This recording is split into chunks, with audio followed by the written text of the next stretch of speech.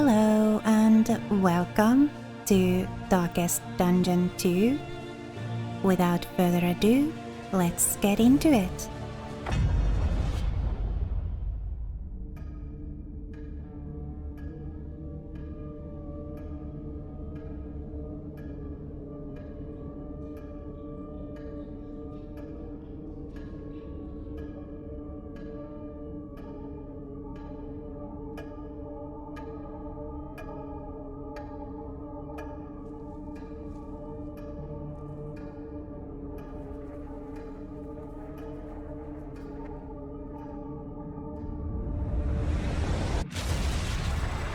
Ruin has found you at last.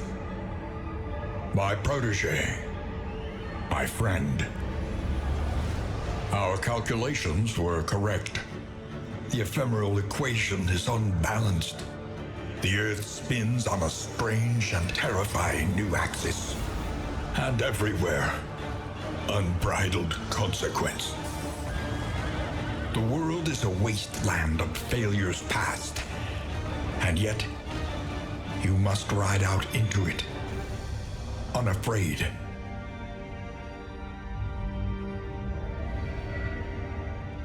Take this. It is hope, the very last of it. It is yours now. You were bold once. Be bold once more. Free yourself from this suffocating stillness. Fix your gaze on the horizon and face the fearsome truth of the darkest dungeon.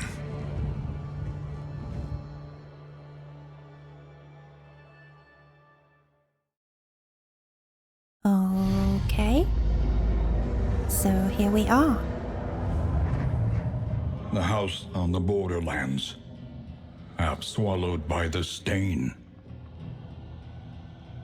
I have already played through the prologue as a kind of a practice run, but I think we'll do it again just in case somebody is completely new to this game.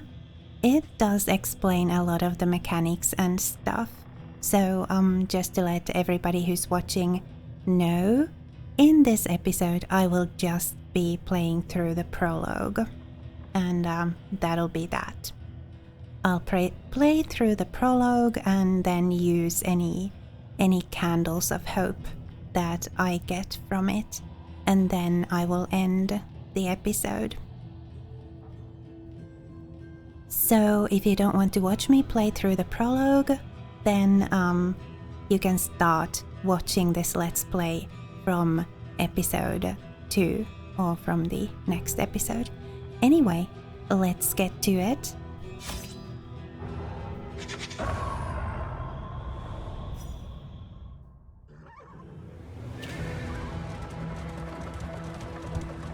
The stagecoach.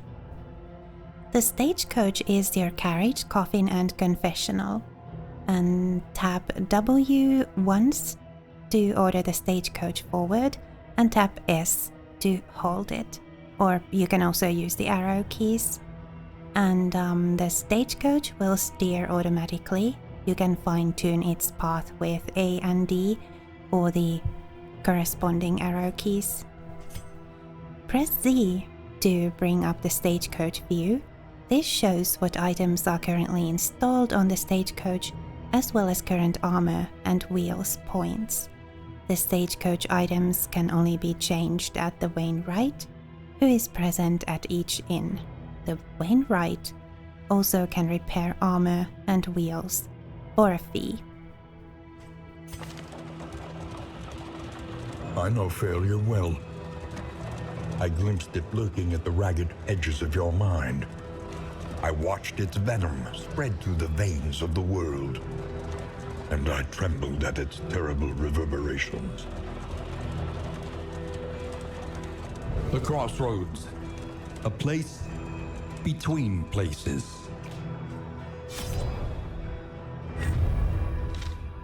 Okay, so the party, 4 heroes will join together on this expedition.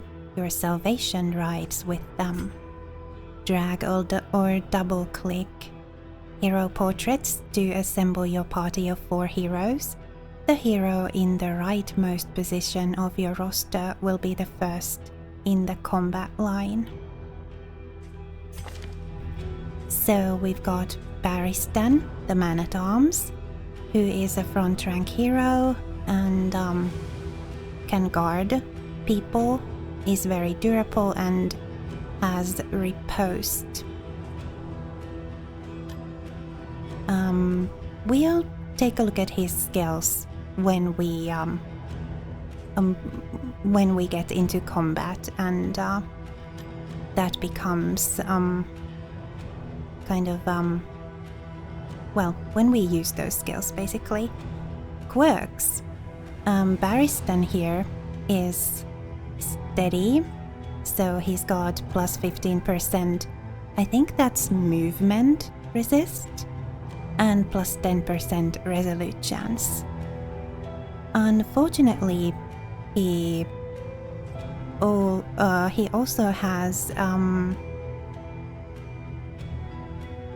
he's also gentry fearing, so combat starts versus Plague Eater, he has 50% chance of getting +1 stress. We'll put him in the forefront. Pride. More devastating than the horrors of 100 campaigns. And then we've got Dismas, the highwayman. His quirks are he's a sprawl tactician. So in the sprawl, which is an area we can go to, he has a chance of getting a dodge token at round start and a plus 5% crit. Unfortunately, he's also fragile.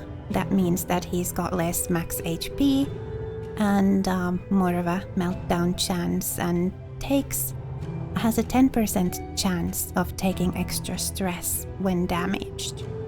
And this is pretty bad, but we've got no choice. Hunted, harried, a fugitive seeking to outpace the past. We gotta take Dismas with us, in spite of him being fragile. Hopefully we'll be able to remove the fragile quirk from him at some point. Then we've got Audrey, the grave robber. She is a lurker, so she does more damage when the flame is low. And unfortunately, she is fanatic fearing. So at combat start versus fanatics, she has a 50% chance of taking on an extra stress. Avarice slips unseen into the catacombs of the mind. And last, we've got Paracelsus, the plague doctor. She is shadowborn, so she thrives when the flame is low. She does more damage and has a 50% chance of getting stealth. Unfortunately, she also has a weak grip, minus 3% crit rate on melee skills, which is actually pretty okay because the way I plan to play the Plague Doctor here, she won't be needing that crit chance on melee skills. Indiscriminate science stains the surgeon's hands. Alright, the unusual suspects. Let's get them going.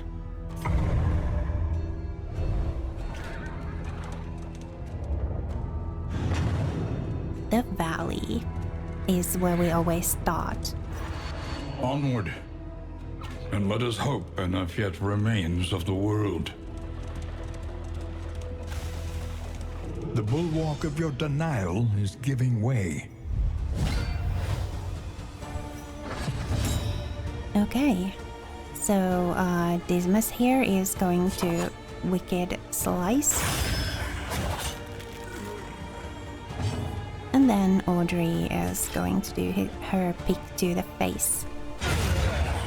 And there we go, one enemy down. Development.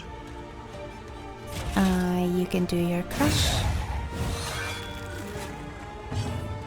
And And Paracelsus, you can do your Noxious Blast, which does a little bit of damage and also poisons targets.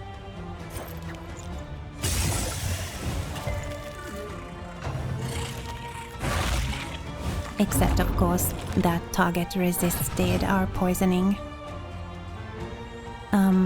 Alright, we'll do... Well, actually, at this point, let's take a look at these tutorial tips here. So combat... Well, actually, roster arrangement first. To rearrange your party order while driving, drag their portraits. Party order determines what position each hero is in when battle starts. The furthest hero to the right begins at the front line of combat. And then we go into combat itself. It is a turn-based thing and proceeds until one side is defeated, and once in a battle there is no retreat. Turn order. Each hero or enemy rolls initiative at the beginning of each round, and this is modified by their speed. The turn order is shown by the portraits in the top right of the screen, so like right over here. Only a partial turn order is shown. You can plan ahead a little, but not completely. Actions. On a hero's turn, you may first use a combat item if they have one equipped. This is a free action. Then, you may use a hero skill normally. Either way, click on the item or skill in the displayed skill bar, and you may also use the number keys corresponding to the skill slot. Skills can only be used if the hero is in the correct launch rank. They also can only be used against valid enemies in the correct target rank. To see what ranks a skill can target, look at the tooltip of the skill. The circular pips tell you this information. A solid pip means that the skill is valid in that rank, and an empty pip means it is not. Some skills can target multiple enemies at a time, which is shown by pips joined together. These are area of effect skills. In addition to doing damage, skills can cause a variety of effects. Most of those effects are shown by tokens. To see what each token means, mouse over it. And then we've also got the token glossary. Hold Control to view the token glossary. To see what each token means, mouse over it. So, for example, here we've got block. So they take 50% lesser damage from the next hit. Alright, Audrey, let's finish this. We can see when we mouse over the pick to the face that Audrey can use it if she is anywhere but in the 4th rank, and she can target the front 2 ranks, or like one of the enemies in the front 2 ranks.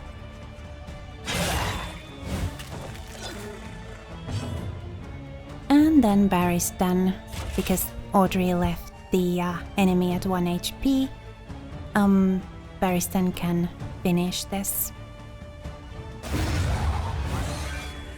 A righteous action. Search every shadow. There is a little light here.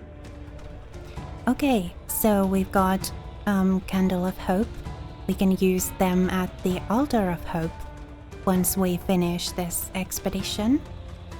And we've got the Minor Cleansing Sensor, which is a trinket that we can equip on a hero.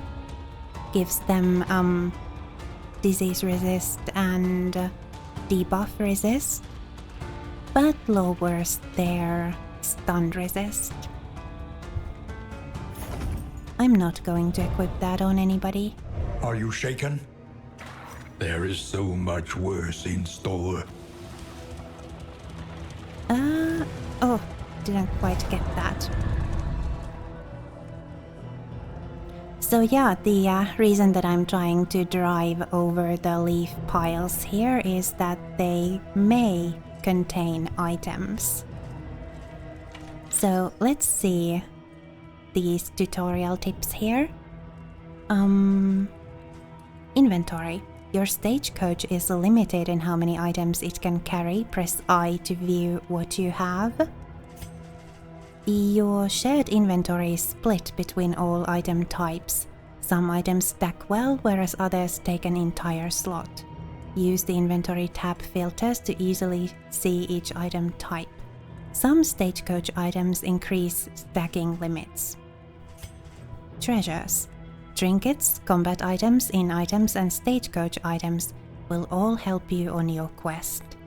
You will also find relics, baubles, and mastery, which can be used to purchase supplies from vendors or upgrade your hero's skills. Trinkets. Each hero may equip 2 trinkets at a time. Trinkets confer bonuses or special abilities and can drastically improve a hero. Trinkets may be removed or swapped when outside of combat. Equipping trinkets. Open inventory with I and select the trinket filter to see only trinkets. Then drag a trinket from inventory to an empty hero slot to equip it. Alternatively, you can double-click on the trinket. Alright, moving on. The Desperate Few. Encounters. During encounters such as this one, you must pick one of the choices by holding on one of your heroes. The results will be previewed at the bottom of the screen. Heroes often have vastly different opinions about how a given encounter should be resolved. When you choose a hero's response, any heroes that agree with the acting hero will have their mutual affinity increased. So that's the gold glow. And any heroes that disagree strongly with the acting hero will have their mutual affinity decreased. That's the blue glow. Assistance encounters bring the heroes face to face with the downtrodden local populace. These forlorn creatures are in need of help and often have valuable supplies to offer to the heroes in return. Helping the locals is the best way to restore the flame. So let's see what they want to do. Dismas and Barristan have no preference here. Audrey wants to increase the flame and get... that is some sort of an item. And then Paracelsus wants to increase the flame and get a trinket. I think we'll go for the trinket. Hope springs in the unlikeliest places. So we got a candle and a trinket. Minor Bouncer's Belt. Plus 15% healing received from skills, but minus 15%. I think that's move resist. Moving on. Let's see if I can get that leaf pile. Ooh, got it.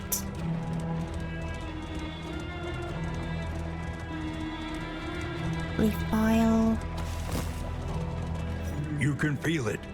A change in the air.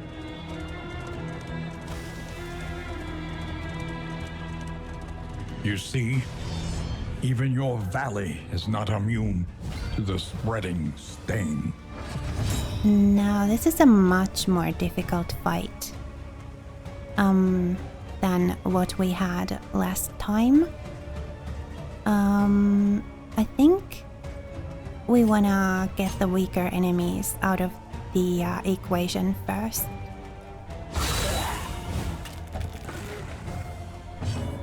And Audrey and Dismas should be able to handle that. Now Paracelsus here can do her Noxious Blast. It can only affect the enemies in the 2 front ranks. So, here we go. This one is so large that it takes up 2 ranks all by itself. Now, Dismas, you finish this guy. Dismas! Ugh, great.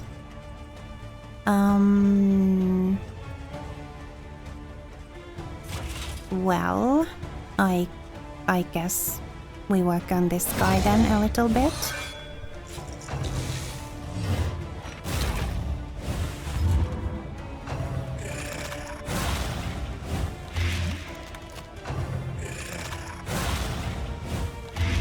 Ugh, hate it when they spread the poison or blight around like that. Academic view. During combat, hold Alt or the mouse wheel while mousing over heroes or enemies to see the academic view. This valuable screen shows full details on any tokens the combatant has.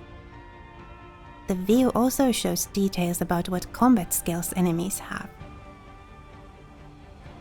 Skills start hidden, but as you observe the enemy use them in combat, the details will be revealed. And then we've got info on crits and DOTs. When a crit is struck, this does several things. Normal attacks, max damage times 1.5.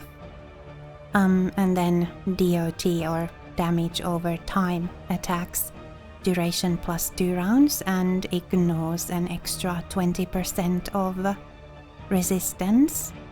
And then heals, heal 1.5 times when they crit. DOT.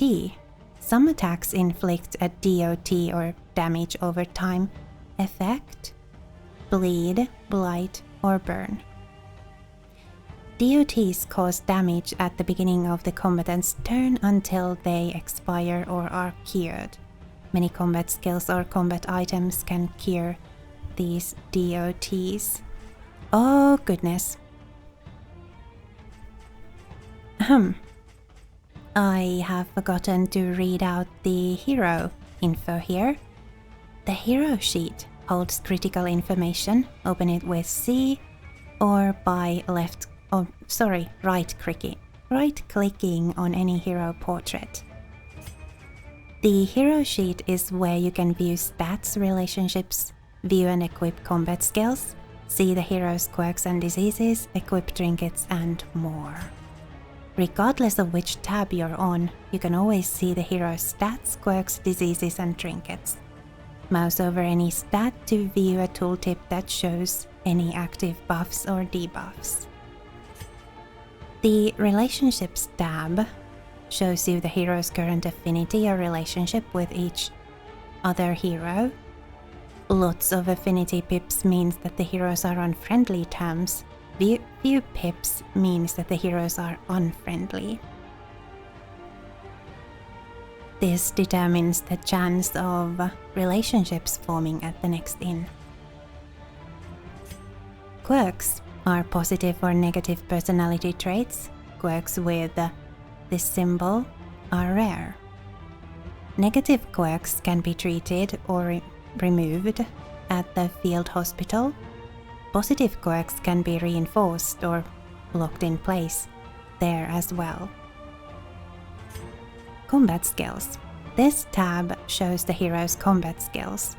You may equip 5 skills at a time, plus there is a dedicated 6th slot for combat items. Each hero has 11 skills that may eventually be unlocked. Equipping skills. To change which combat skills are equipped on each skill, click on each skill to toggle it on or off. You can have 5 skills equipped at a time. If the hero has 5 skills available, if the hero only has 5 skills available, you must visit Shrines of Reflection to unlock more skills. Hero conditions. This tab shows any conditions present on the hero. Conditions are usually long-term buffs or debuffs that result from in-item use. Such a lot of reading. Noxious Blast. Well, that deals with that. Let us hope to finish this quickly. And then Dismas. Let's start dealing with this guy here. Audrey. Such low damage. There we go, got it. Now we just have the big guy left.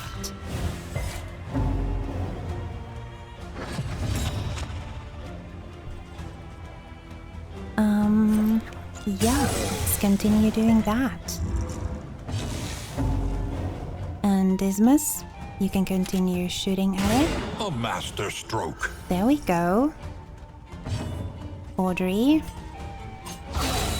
Good job. Barristan.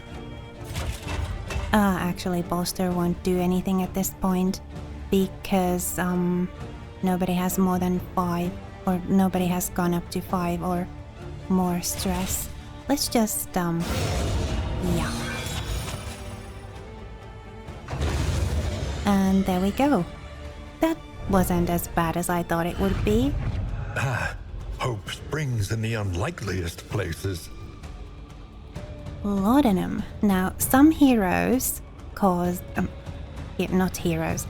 Some monsters cause a horror effect on the heroes.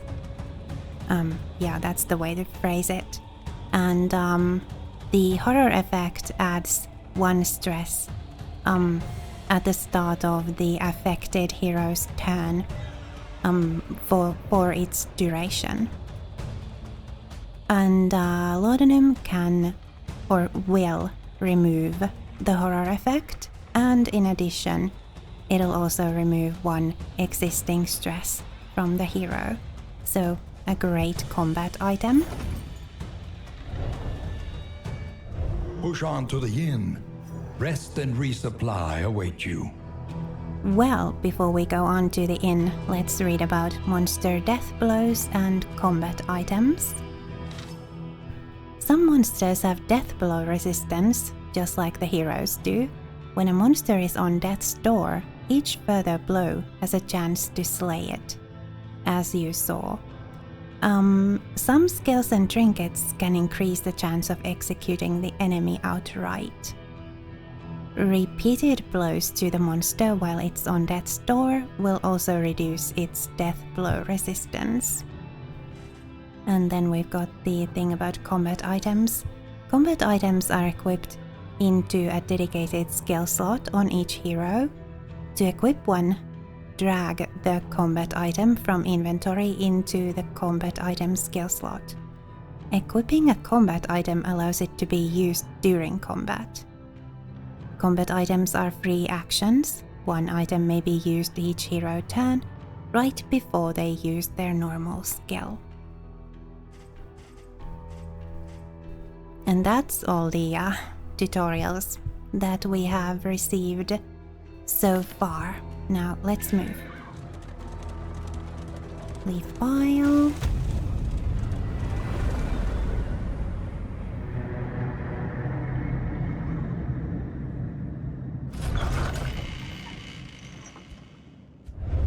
The fire is lit. The table is set. The inn awaits its favorite guests. Alright, we have arrived at the Torch and Crown Inn. And we got 2 candles as a reward.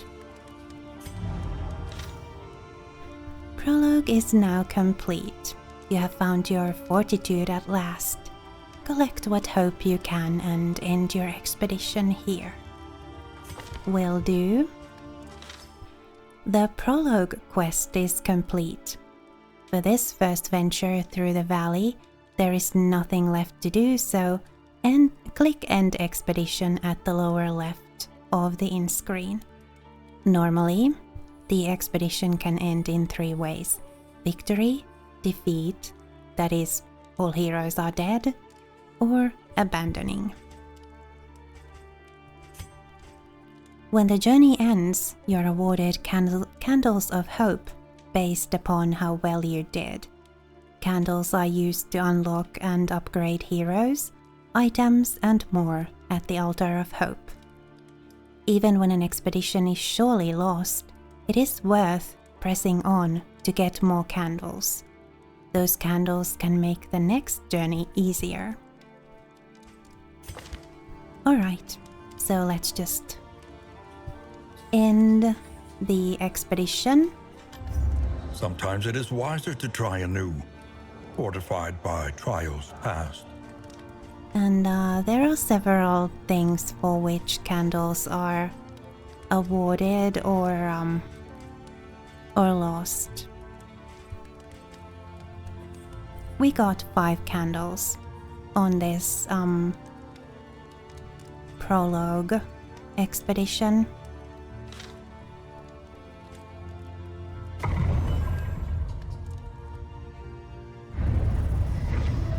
Each milestone makes the next road just a little easier.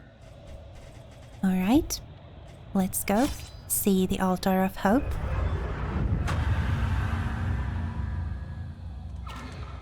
Oh, ending early. At any point, you can end the expedition and collect your candles of hope. During normal expeditions, making it to the next inn is usually worth the effort, because it'll award you significant additional candles. Yeah, so you do want to play each expedition like for as long as you can to get as many candles as possible from that expedition.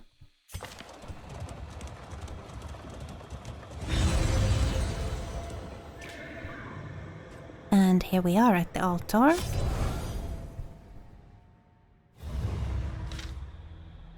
Each expedition you earn candles of hope. The altar is where you spend those candles to unlock new classes, items, pets, and more. For this first visit, you must visit the working fields.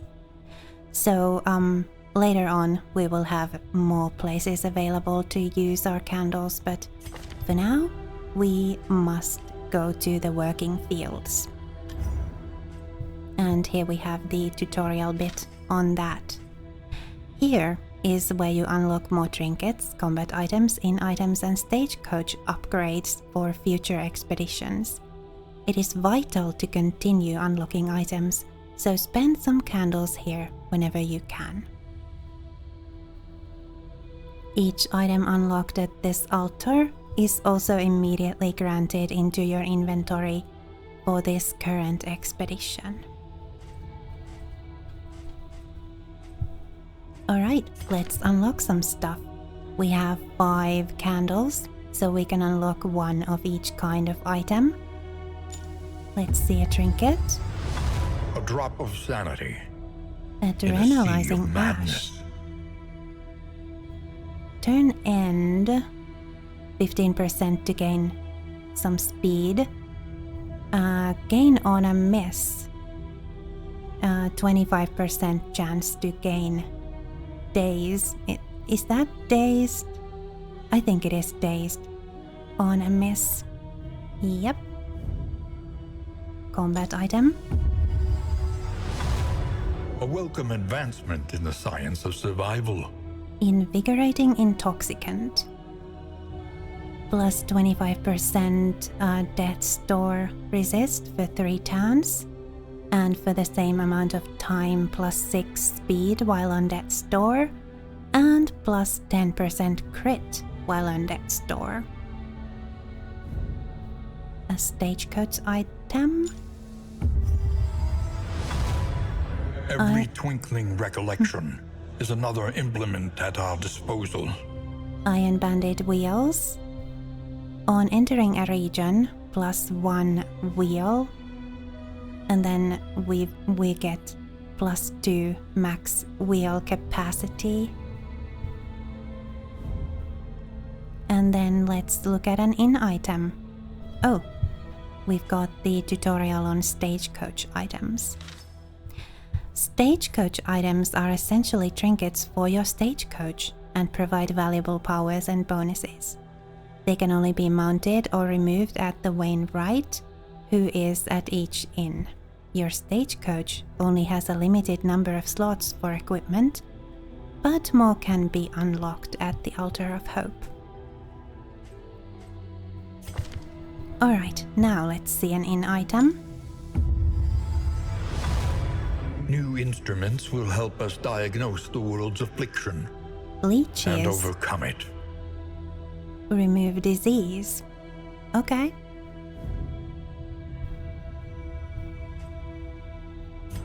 The road calls once more to its dark passenger.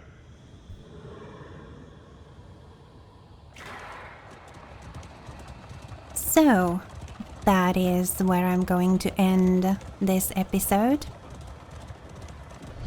We are once again back at the house here. Your sanctum, adrift in this bituminous nightmare. And the first chapter, the first actual chapter, is called Denial, and that's where we kind of sort of really properly begin our journey through Darkest Dungeon 2. So we'll be doing that next time. We'll have the same cast of heroes as we had in this episode. Now, I did play a bit of an introductory kind of test expedition before I started recording this.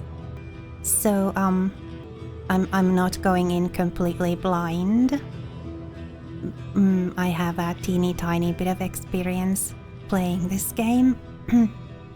And then I have also watched on YouTube some other people play this game, you know, bits and pieces, an episode here, an episode there. So maybe possibly some wisdom has stuck to my mind from watching those episodes. But if you have experience playing this game, and if you have any good advice to give me, please feel free to leave them in the comments. And especially if you see me make a horrible, terrible, grievous mistake in some episode, please let me know in the comments, because I really do want to learn to play better. And I think that the people who watch my videos may have a lot to teach me. So yeah, please, if you feel that you have something valuable to contribute, something valuable to share with me, to teach me, please do leave a comment. It'll be most welcome.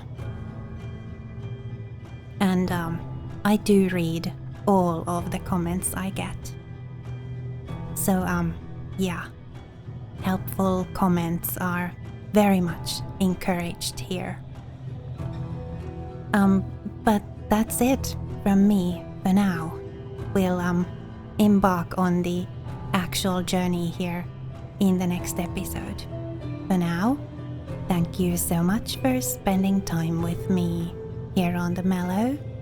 It was lovely to have you.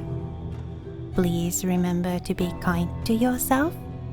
Have a lovely rest of your day. And I'll see you next time.